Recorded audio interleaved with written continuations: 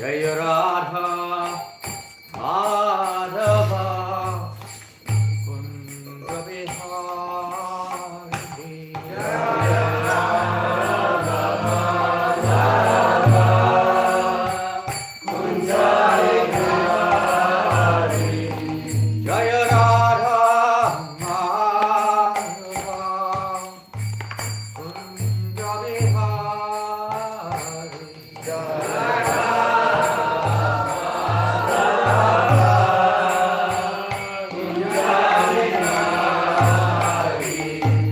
Jaya Radha Madhava Kunja Vihari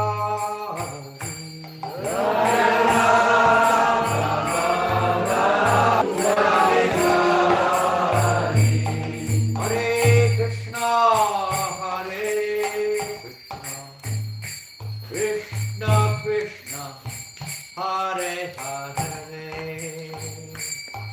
Hare Rama Hare Rama Rama Rama Hare Hare Hare Krishna Hare Krishna Krishna Krishna Hare Hare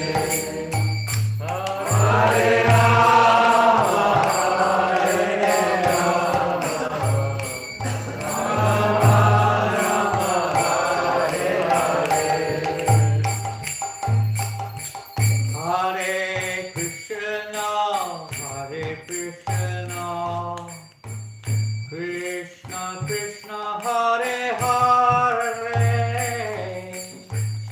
Hare Rama, Hare Rama, Rama Rama, Hare Hare, Hare Krishna. Krishna Krishna Hare Hare Hare Rama Hare Rama Rama Rama Hare Hare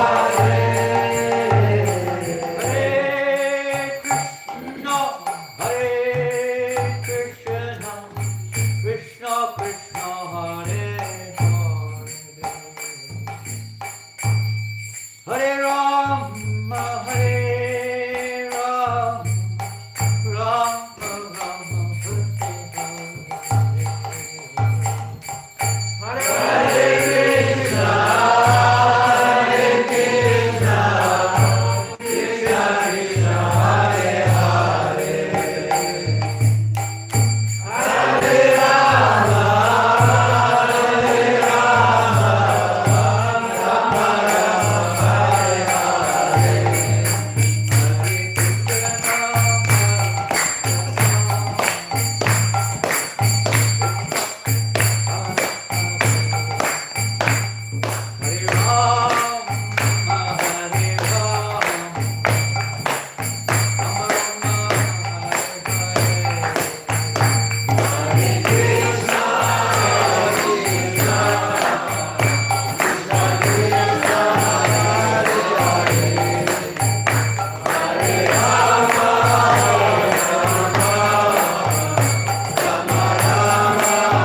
Rama.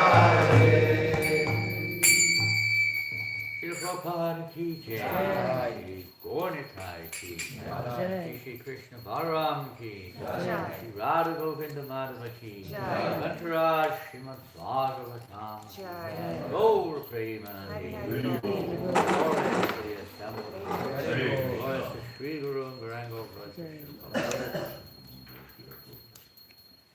Om Namo Bhagavate Vasudevaya. Om Namo Bhagavate Vasudevaya. Om Namo Bhagavate Vasudevaya. Om Namo Bhagavate Vasudevaya. Om Namo Bhagavate Vasudevaya. Om Namo Bhagavate Vasudevaya. Namo Vishnu Padaya Krishna Prasaya Bhutale. Srimate Bhaktivedanta Swami Namo Namaste Saraswati Devi Gauravani Chardini Nivasesha Sunvari Pastachari Shashadini. Text 24, correct? Yes, Maharaj. Today we're reading from Srimad Bhagavatam, Canto 9, Chapter 15, text number 24. Kindly repeat. Tasmai Sa Naradevaya Munir Aharanam Aharat Sasainyatmatya Lahaya Vishmatya Tapodanaha Tasmai Sanaradevaya Muni Arhanam Aharat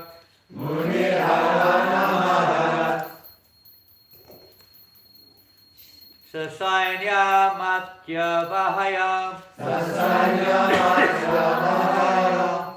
Havishmatya Tapodanaha Tasmai Sananaradevaya Munir Arhanam Aharat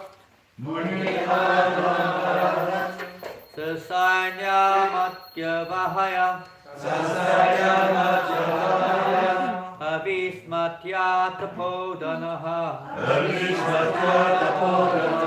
Tasmai Sanaradevaya Munir Arhanam Aharat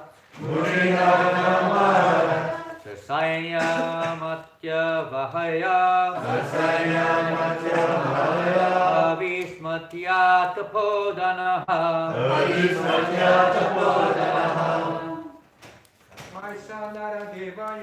Tasmai Sanaradevaya Munir Ramhara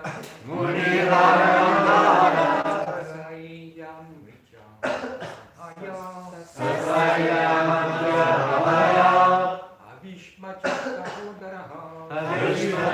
Tapodanaha Tasmai Sanaradevaya Munir Aranamarat Sasanya Matya Vahaya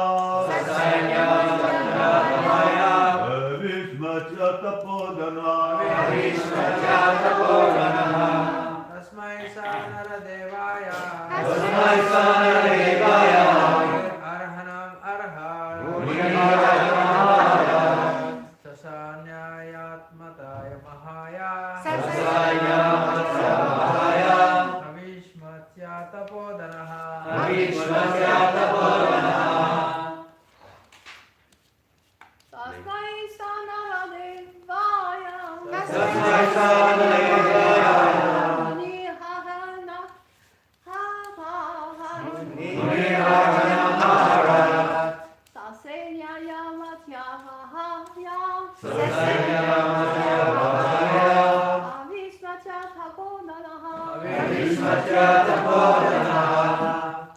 Tasmai Sanaradevaya Tasmai Sanaradevaya Munir Aranam Harat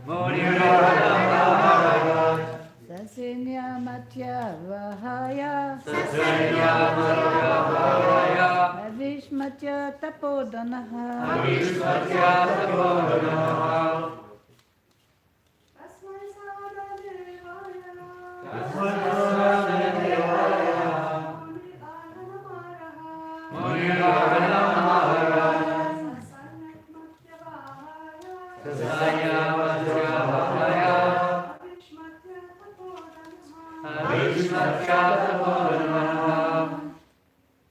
Tasmai Tasmai unto him Saha He Jamadagni Naradevaya unto King Karta Viryarjuna.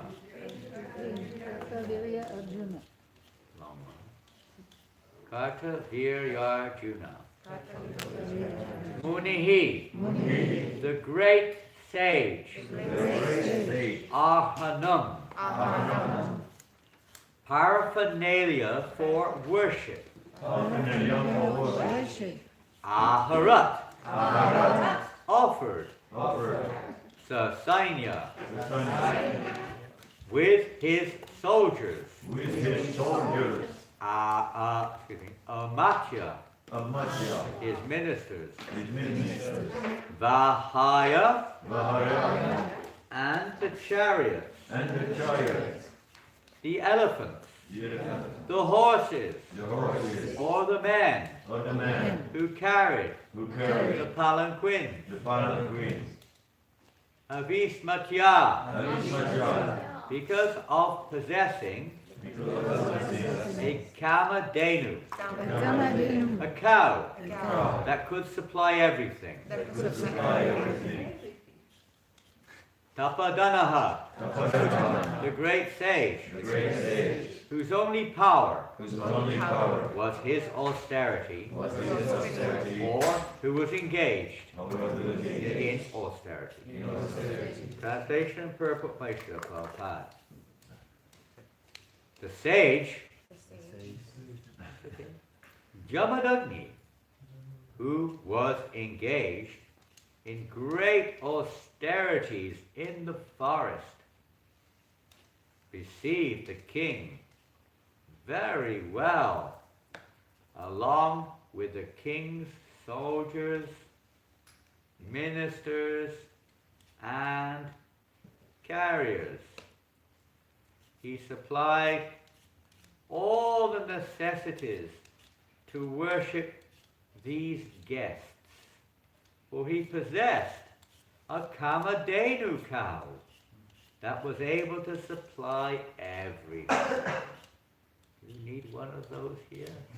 Yes.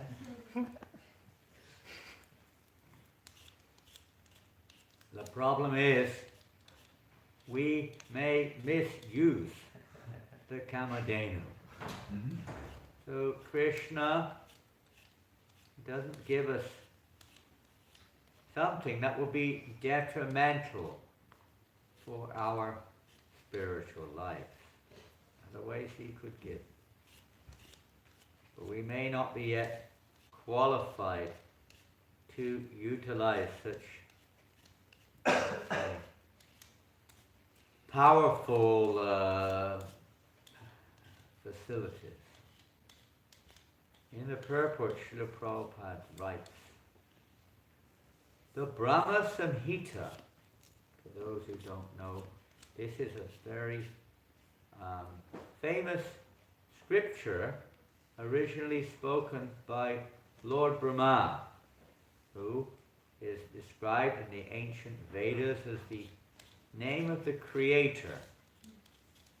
The Brahma Samhita informs us that the spiritual world, and especially the planet Goloka Vrindavan, where Krishna lives, is full of Surabhi cows. Surabhir abhipalayantam. Chintamani. The Surabhi cow. The Surabhi cow is also called Kamadenu. Although Jamadagni possessed only one Kamadenu, he was able to get from it everything desirable. Thus, he was able to receive the king, along with the king's great number of followers, ministers, soldiers, animals, and palanquin carriers. When we speak of a king, we understand that he is accompanied by many followers. Jamadagni was able to receive all the king's followers properly and feed them sumptuously with food prepared in ghee. The king was astonished at how opulent Jamadagni was because of possessing only one cow. And therefore he became envious of the great sage. This was the beginning of his offense. Parashuram, the incarnation of the Supreme Personality of Godhead, killed Kartavirya Arjuna because Kartavirya Arjuna was too proud. One may possess unusual opulence in this material world, but if one becomes puffed up and acts whimsically, he will be punished by the Supreme Personality of Godhead. This is the lesson to learn from this history in which Parashurama became angry at Kartavirya Arjuna and killed him and rid the entire world of Kshatriyas 21 times.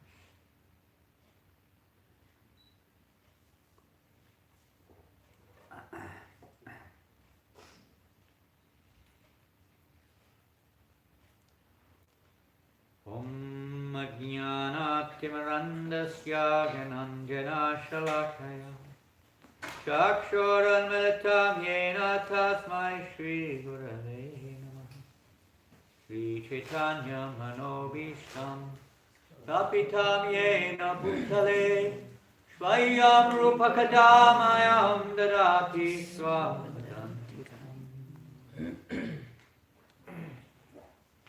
So this topic of pride, as Srila Prabhupada describes as the essential lesson to learn in this pastime.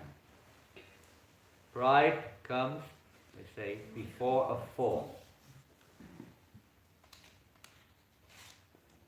Pride, our very existence in this material conditioned life, where we identify ourselves in the center, whatever our karmic position may be, we see ourselves in the center, in general, is envy and pride go pretty much together. Same coin, two sides. Here we're seeing pride, but it's very related to envy. This king, Kartavirya Arjuna, is becoming envious of Jamadagni. Jamadagni was a great sage. Materially speaking, what does a sage need? Hardly anything for his own needs. But here we see, to receive guests. There are other indirect lessons in this pastime. The reception of guests. You would think in the forest, a great sage, how could he receive such an entourage, a king with his entourage? We struggle sometimes. If we suddenly heard that the President of France and all the ministers and so on, the members of Parliament were all coming here this morning for breakfast, we would have a bit of a panic on our hands. Because they probably would not come alone either. They would no doubt have many assistants and secretaries, bodyguards, maybe military. We were in Marseille a few days ago, And as we were going for Harinam on the main street, immediately in front of us at the beginning, 13 police vans were parked. Just for you. Just for us. 13. We counted them. And dozens of policemen with big guns, not little ones. And up the street were more policemen with guns. And we found out that the first minister was about to arrive there. First minister of France, whatever that is. So, presumably, they were there not to shoot him, to arrest him, but as part of his, not entourage exactly, but as part of his bodyguard or something like that. They were also there, and I was sure he came with a... You see them sometimes going along the highway, maybe a dozen cars in one line. Police cars, armed cars, special cars, dignitaries. That's just for what we say in this material. Not so great personalities necessarily, although maybe in a position of greatness, relatively. So what to speak of kings, particularly in the past, the kings never go alone. A whole army with them usually. You don't just suddenly turn up and you get a phone call from Châteauroux train station. Hello, this is the king of many kings left in the world. Oh, we have a king in England. The King of England. I'm at Châteauroux railway station. Could someone come and pick me up? No, we're too busy. Wait for the bus. Obviously not. It wouldn't happen. And if they suddenly turned up, maybe a little bit more equipped here, but if you were living as a sage in the forest, a big king with all of his ministers and chariots and warriors and animals and so on, all arrived, the first thing you're supposed to do is to receive them according to one's means, of course, properly. So the king received them way beyond expectation. Way beyond. So opulently. Huh? We cannot envision how opulently he received the guests. Uninvited atiti, one should be prepared. Prabhupada wanted that.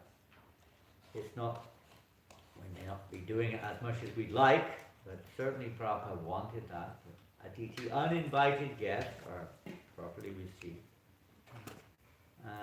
And here he's receiving, and now the reason he's receiving it is not like he's got himself a huge entourage to assist him.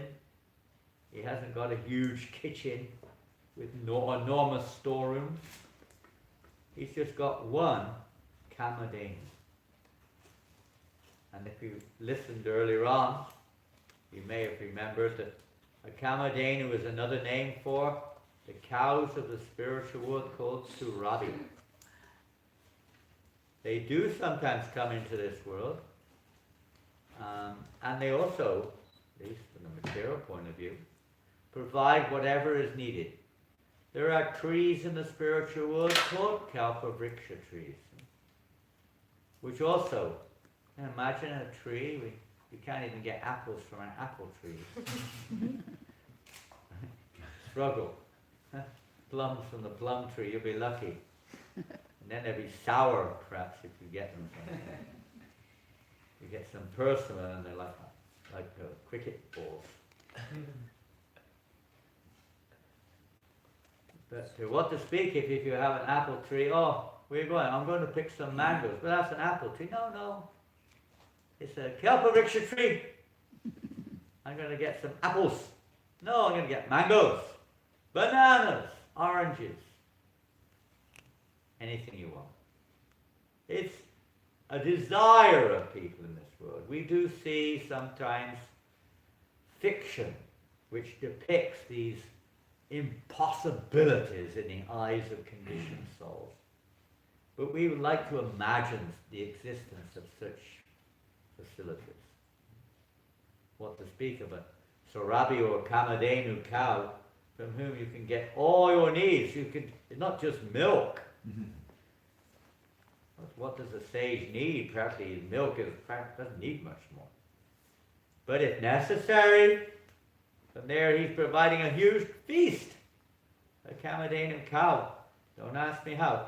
But the Kamadhenu cow is providing all the ingredients and necessities for a huge reception and a feast and everything. Well, that's just one of Krishna's energies, expansions in the form of Sarabi. Imagine how envious one, if one was a little proud, imagine how envious one would be of somebody who had something more than we've got. Have you ever met anyone who's got more than you've got? You have or not? Yes. Well, you may not be very envious, or may not even be interested in what we've got. Maybe a little bit realized. What's the point of it? But if one is really materialistic, one becomes maybe a little jealous. Wars are fought over this. Religions fight with these so-called religions. Fight with each other. People compete with each other. I remember when we were kids, we were in an age when, let's say, technology was not very developed compared to today in one sense. I mean, a washing machine was unheard of. I mean, you could go with the list. I mean, that's going back a while, isn't it? Televisions were kind of heard of, but not seen. Can you imagine? We got our first television maybe when I was 10 years old or something. I remember every time my mother would get so, I don't know if you call it envy, but kind of.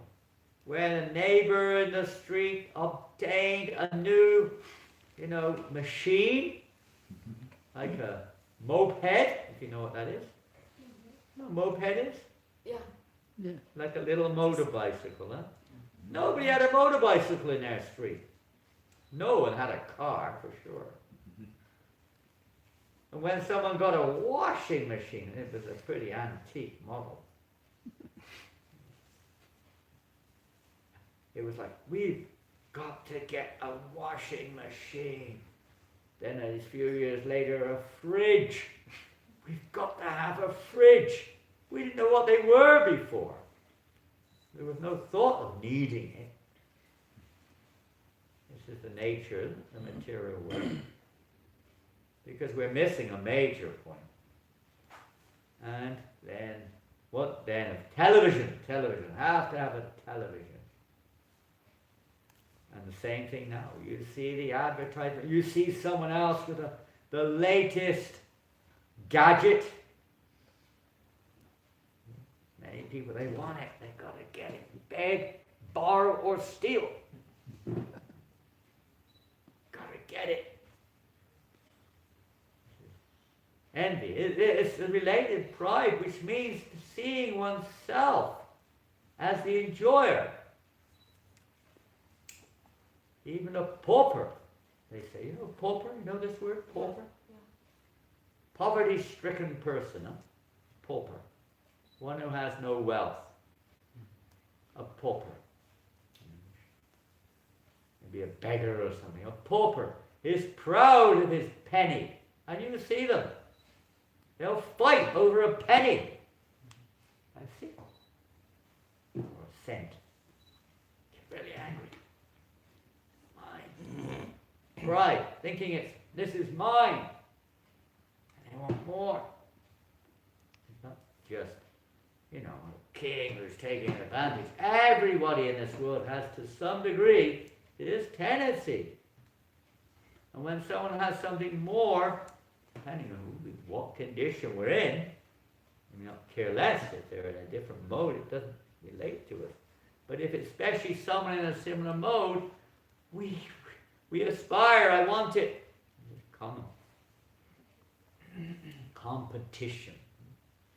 But we're missing the point.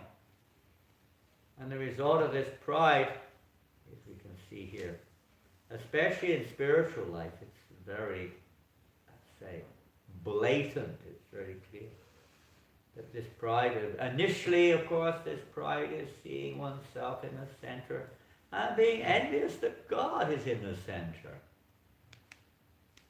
Even now, even though we say yes, maybe we do believe in God, we're still inflicted with pride, sometimes envy of Him.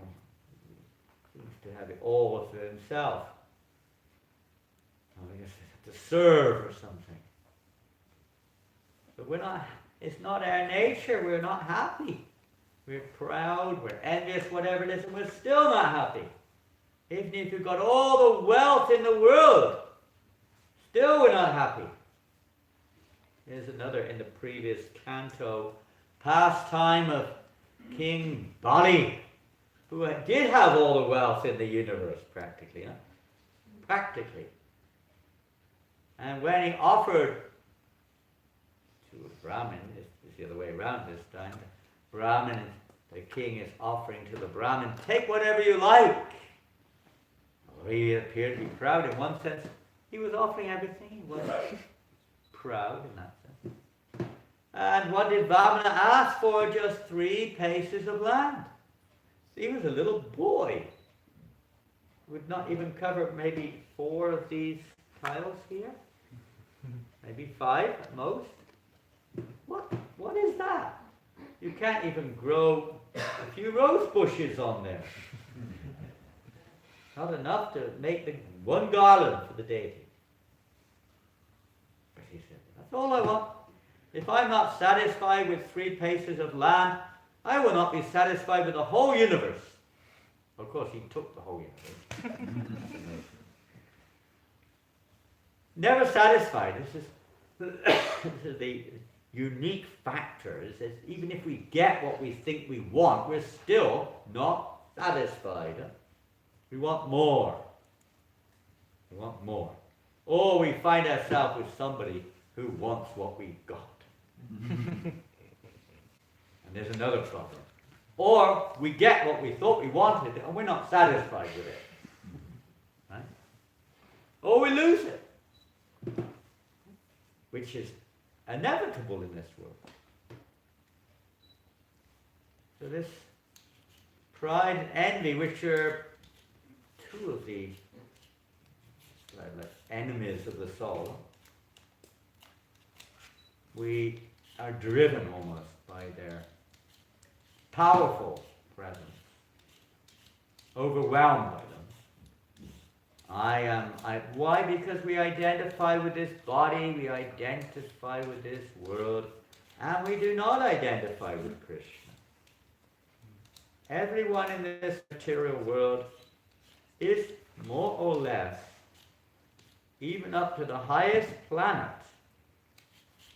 where the elevated living beings are still seeing themselves as the enjoyer.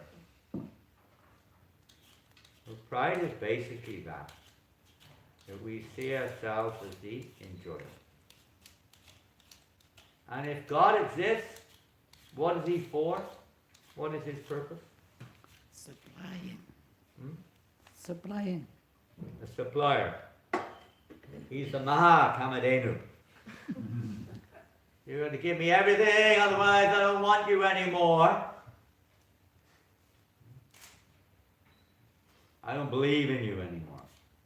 We see God as my supplier. Our supplier. Even in religion sometimes it's thought that that is almost a symptom of religiosity. That you're economically well situated. That is often used as a tool to entice people. I think you do that here, don't you? Is that how you do it? Opulence, right? You offer people opulent apartments. Opulent, or maybe a prasadam. nice warm rooms. Don't have to work very hard. A few hours a day, that's enough. Come to the morning program if you like it. Cushy life. Not exactly. I remember one time in New Zealand they had this. I've got to watch the clock because our workers are coming soon. 15 minutes, right? They had this exchange program, and for some reason the devotees joined it. There was this one famous man, previously all black. I mean, he played for New Zealand at rugby. They're the big people of New Zealand. And then we had some program. On this program, it was a kind of a swap your occupation program. For 1 week, you know, you joined something or another. You gave up your own occupation as a rugby player or a policeman or whatever, fireman, doctor, and you joined something else. It would be a selection. I don't know if you had a choice, I can't remember. But regularly we get them coming to stay with our ashram in New Zealand for a week. You know, rugby, international rugby player, a policeman, They'd have to stay in the shave up everything. It was quite a laugh, I'll tell you. It was quite something. New Zealand's like that. You know New Zealanders. People there are just so open. They respect everyone, They really do, don't they? Yes. They go out of their way not to say a bad word about anyone, even if the rest of the world condemns them. They're kind of a different brew. I don't know how that would go down here in France. Revolution. Many times, this one guy from the army came and stayed. He couldn't handle a week in the ashram. He couldn't handle a week. I can't bear this any longer, Getting up at 3 a.m, taking a cold shower, sitting there like a blooming cabbage, eating fish. He thought, this is 100 times harder than the army. He couldn't bear it, Regulated principles. Woo. Going on the street, they had to go on the street, dance and chant on the street. The bald head and night dress on, Bed sheets. Paint on their foreheads. They had to do the whole thing, It's quite far out. Some of them really got into it. I know. I can't remember. There was one guy, I think it was the rugby one. He really got into it. He kind of pretty much took it up, He took it on board in his life. A bit of Krishna consciousness. It's not exactly, you could say, the kind of, sometimes people used to become envious of devotees. I remember in Detroit, some of our devotees, they were from a very rich families. Alfred Ford, great-grandson of Henry Ford. He was very, very rich. And the descendant of, what's his name, Luther, that... Crisley. Huh? Crisley family. What was her name again? The mothership? Yeah. From Crisley family? Something, I can't hear it, but something like that. Crisley. Yeah. Yeah. They were devotees. They both became full-time, full-on, Hare Krishna. And they had huge access to wealth. They purchased a very opulent building in Detroit for a temple. And it was a big, on the river, big boathouse and everything. All very European, design. It was so opulent. I've been there a few times. Very opulent building. They purchased it for a temple. They had the money. And people were becoming envious. Hare Krishna. They had cars. And Prabhupada said, just tell them, come and join. If you're envious, just come and join. You're welcome. You're welcome. But they wouldn't. That's not what we're here for. Devotee, even if he has opulence, that's not what we are here for. We're here to serve Krishna. We're here to offer that to Krishna. Envy is cured.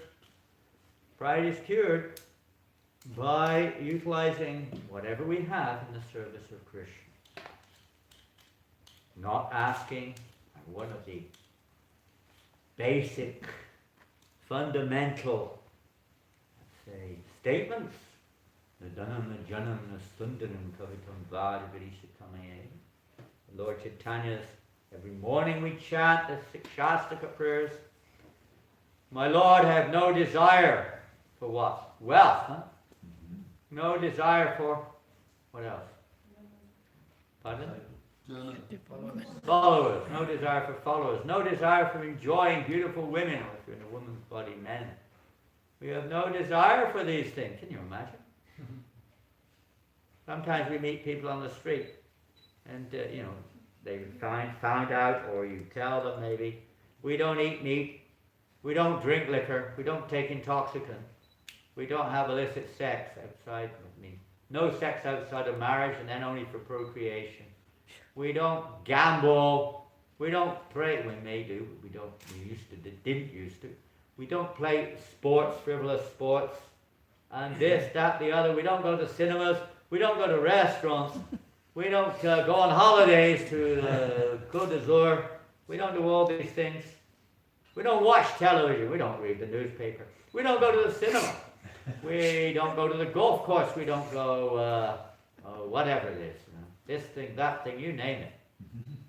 We don't do things. My God, people would say, I'd rather be dead. There's nothing left. That's all there is. I only work for that, right? No. Okay, I like your prashadam. Sometimes you could say that's one thing that is perhaps a little attractive to people in general. Not always. But otherwise, it's like, whoa, especially when it's getting up early in the morning. My parents wanted to send me to the psychiatrist when I started getting up in the morning at 4 o'clock and taking a cold shower. I was living at home at the time, before I joined. It's like, some people do that, by the way.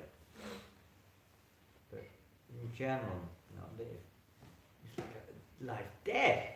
We're dead. We're dead. They don't understand. With all that endeavor, Kartiva Arjuna, or anyone, to get these things, they think he's got something, let me get it. I need to enjoy that. This is why animal killing is also envy, by the way. We want that body. I want to enjoy it. Any desire to enjoy another's body is based on a principle of envy. They've got something, I want to enjoy it.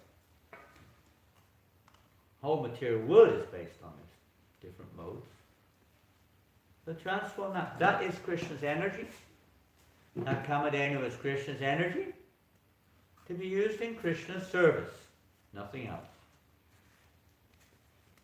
Whatever it is, wealth, beauty, strength, opulences of various kinds, fame, everything is for Krishna. And this is how the transformation takes place. Learning this process of utilizing whatever we've got due to karma, ultimately gifts of the Lord. We cannot make any elements in this world. We can only play with them like children. We can't make them. They're created beyond us. Atheists, of course, their philosophy is chance. Therefore, envy is not a problem because there is no one else anyway. But for those who are God-fearing, godly, spiritually inclined, they understand that we're not the proprietor. Krishna is Bhaktaram Yagatapasam Sarvaloka Maheshwaram. He is the enjoyer. He's the proprietor. He's the friend of all. And if we live our life with that as the center, Prabhupada called this, one time he went for a peace rally in 1967, I think. In 66, maybe 7, in New York. The Vietnam War just started. Peace rallies, now we have Ukraine war, peace rallies are there also. Stop the war. So Prabhupada went, they invited him to United Nations building for a demonstration, peace. Prabhupada made one little brochure, called it the Peace Formula. Still we use this, it's a nice furniture. And it's just this verse from Bhagavad Gita, Bhaktaram Yakatapasam. So, there is no peace in this world because there's envy. There's pride. As long as pride and envy are there will never be peace or satisfaction. Never. You can't avoid it in this world. That's the nature of this material world. Can't take it away. You can transcend it, but the world remains under the influence of pride and envy. So Prabhupada made this leaflet. In this leaflet it says that the only peace is really another kind of peace. It's not an institutional, let's say, arrangement of the United Nations or something like that. Because you can see even within countries, even the flag bearer, so-called peace, believe it or not, America, you can see how much peace there is in America. It's probably the maddest place, practically speaking, on their own turf, People just walk into schools and shopping malls. Isn't it? Look at elections, you've got crazy. People are not peaceful. Because they're missing the point. It's not a legislation which causes peace or provides people with unending sense gratification. Reduce the taxes. Kill the enemy. Subdue the enemy. Force this. No. It has to be within. There will be no peace in this world as long as we're envious. Not possible. As long as we have the undue desires, there's no question of peace. I was seeing one peace rally one time. At the front of the peace rally, there was a man walking with McDonald's and he was eating a beef burger at the same time. Where on earth will there be peace? Who was that? John Sachs, one famous English poet, wrote that poem, wasn't it? We gorge ourselves upon the dead, and it goes on and on. And I can't remember, it's a very fascinating poem where he's talking about the correlation between animal slaughter or mistreating other living entities and war. Or, let's say, friction, quarrel, Kali Yuga quarrel. The only solution to this is the path of truth, the path of understanding. Who is the actual enjoyer? Who is the actual proprietor? Who is the actual friend of everyone? Then you can have Gyatva Shantim, Shantim Richati. One who has this knowledge has real peace. So this is Prabhupada's peace formula. Not some political maneuver, some adjustment, but rather understanding things for what they are. And not this foolish childlike mentality of thinking and getting really upset when we lose what we want or we don't get what we want. Like a kid, spoiled kids. So this kind of a revolution, this is a real revolution. That we're not the enjoyer. We're not the proprietor of anything. Nothing belongs to us. This is the lesson being taught here of the danger of seeing ourselves in the center. I am the enjoyer. Then we take the karmic responsibility and we have to suffer, as we say. Well, time is flying, and at 9 o'clock, workers are coming in a few minutes, so we have to knock off. What are they doing today? They're fixing something here. Seeing those emergency exit lights. The emergency exit lights, not the exits up there. The lights. Please try to make sure that they're as aesthetic a position as possible. You know what that means? What? Aesthetic. As nice looking as possible. Not like the huge thing stuck right on the deity altar or something. Something right in the middle of the pillar there or something like that. Some massive thing hanging down from the ceiling, you know, she has to avoid banging her head on or something. As aesthetic as possible. This is the real. Kamadhenu is when we take shelter of Krishna. He satisfies all of our desires. It's not most people think that means, oh, then he'll get me a job. He'll get me a nice husband, a nice wife. I need a new car. I like that Porsche over there.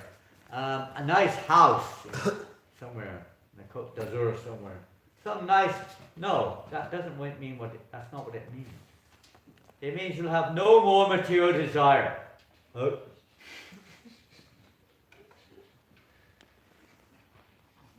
No more material desire. What does that mean? I don't exist anymore? No. Don't we realize that material desire leads to an intense endeavor to obtain things which never fully satisfy us and create friction and animosity in the long run, as well as karma? Still we're not satisfied. No, this is the cause of our suffering, not the cause of our happiness. So he releases us from that. But he doesn't just leave it like that, like a Buddhism or kind of impersonalism. No! He gets something much, a much higher taste. Huh? Something much sweeter. Can you imagine? Something more pleasant than sex. People ask, is there sex in the spiritual world? Otherwise I won't go there. But don't worry, you won't go there anyway. Not in your present mentality. But there's something much more pleasing than that. Spiritual sex is a whole different thing. It means bring pleasure to Krishna. And you do get a taste of that in the material to a little degree. When you satisfy somebody else genuinely, less, let's say, intent to get something in return, more selflessly, we can experience another kind of happiness. It's not pure, but it's higher happiness in the material sense. Huh? So we help somebody. We try to please their senses. Of course, it's related to our own pleasure too. But selfless service to Krishna is the highest. Because Krishna is so reciprocal. Imagine how you feel if somebody selflessly serves you without asking anything in return. How do you feel? You want to do something, right? Something good, I mean. You want to reciprocate with them. If you're a normal person. But what to speak of God? Krishna. So, unlimited happiness. The happiness in this world is just a reflection of that happiness. Ananda. Ananda, bliss. You don't need anything in this world. Don't depend on it. We need to maintain this body as long as we're in it. But we don't depend on it. We depend on Krishna. That's where, without asking, real happiness comes. As they surrender unto me, I reward them accordingly. Doesn't mean he gives you more money. He said he rewarded me. Yeah? Where's my reward? Where's my money? Where's my pay? Not like that. It's really all we're looking for is happiness within. And if we have happiness within, there's what do you need without it? With it. Srila Prabhupada ki jai. Srimad Bhagavatam ki jai. Or Premanandi. Hare Krishna. Janananda Maharaj ki Jai. Hare Krishna. So bear in mind, I don't know how it works, but they're coming in here, are they? Any minute? I can see him already. Okay, everyone, quickly. Pack your bags and let's go. Let's get out of here. They want to get cracking, they got work to do. Are they going to do a test run of the fire system sometime? It's already done.